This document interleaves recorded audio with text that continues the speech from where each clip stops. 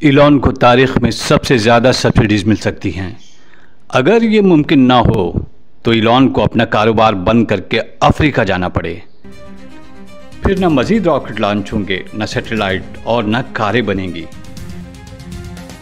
और हमारा मुल्क खतरी रकम बचा सकता है। शायद हमें डॉज को ये मामला अच्छी तरह देखने देना चाहिए। इस तरह हम खतरी रकम बचा सकते हैं। ट्रम्प ने ये ताज़ा बयान अपने social media platform truth social पर दिया है। इस बयान से आप अंदाज़ा लगा सकते हैं कि ट्रम्प और इलॉन मस्क के दरमियान दोस्ती को कितना बड़ा धचका लग चुका है। एक माह पहले दोनों के दरमियान बयानबाजी से दोस्ती में दरारें पड़ी थी। एक दूसरे के खिलाफ बयान भी दागे गए थे। फिर माफ़ी तलाफी के बाद बात ख़त्म हो गई थी और अब लगता ऐसा है कि दोस्ती दुश्मनी में बदल चुकी है। मगर ट्रम्प जैसी शख्सियत को देखते हुए नहीं कहा जा सकता कि हालात किस रुख पर जाएंगे। इस तनाज़े की एक बड़ी वजह वो बिल है जिसे मस्क ने सख्त तनकीद का निशाना बनाया है। वजह ट्रम्प का पेश करदा वन बिग ब्यूटीफुल बिल है। मस्क ने इस बिल को पागलपन करार दिया और कहा है कि अगर ये बिल मंजूर हुआ तो अमेरिका के अंदर एक नई सियासी जमात बनाने वाले हैं। इलॉन मस्क ने यह भी कहा कि बगैर सब्सिडीज के टेस्ला और स्पेस एक्स वसाइल से महरूम हो जाएंगे और वो जनूबी अफ्रीका वापस चले जाएंगे। बयान सख्त हो और ट्रम्प इसका जवाब न दें कैसे हो सकता है। ट्रम्प ने डॉज यानी डिपार्टमेंट ऑफ गवर्नमेंट एफिशिएंसी को हुक्म दिया है कि वो मस्क और हुकूमती माहदों पर नज़र डालें। याद है डॉज नामी कुल्हाड़ा एलन मस्क की मुशावरत ही से तैयार किया गया था, जिसका निगरान इलॉन मस्क को बनाया गया था। बाद में वो इससे अलहदा हो गए थे। इसका मकसद हुकूमती अखराजात में कमी लाना था।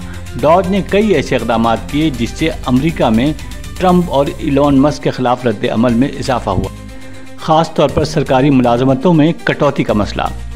अब तनाज़ा इस हद तक बढ़ने जा रहा है कि इन्हें डिपोर्ट जलावतन करने की बात भी हो रही है।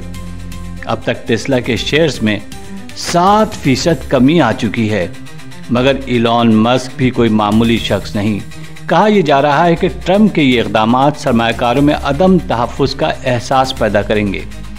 30 जून को मस्क ने एक्स पर इस बिल की शदीद मुखालफत की और कहा कि एक पार्टी है। 1 जुलाई को ट्रम्प ने कहा डॉज हो सकता है मस्क पर नज़र रखे, शायद इसे वापस खा जाए। उन्होंने डिपोर्टेशन के मुतालिक जुमला भी कहा, देखेंगे। इसके जवाब में मस्क ने कहा बग़ैर सब्सिडीज़ अमेरिका दिवालिया हो जाएगा। अब अगर बिल कांग्रेस से मंजूर हो गया और सब्सिडी रोक दी जाती हैं तो ऐसे में मस्क का सियासी किरदार सामने आ सकता है। हो सकता है कि वो अपनी नई सियासी जमात बना लें जिसका नाम होगा अमेरिका पार्टी। बज़ाहिर ये तनाज़ा ट्रम्प और इलॉन मस्क के दरमियान है जो ज़ाती इख्तलाफात की निशानदही करता है, मगर ये इख्तलाफ मुस्तक़बिल के सियासी मंजरनामे पर एक हलचल मचा सकता है।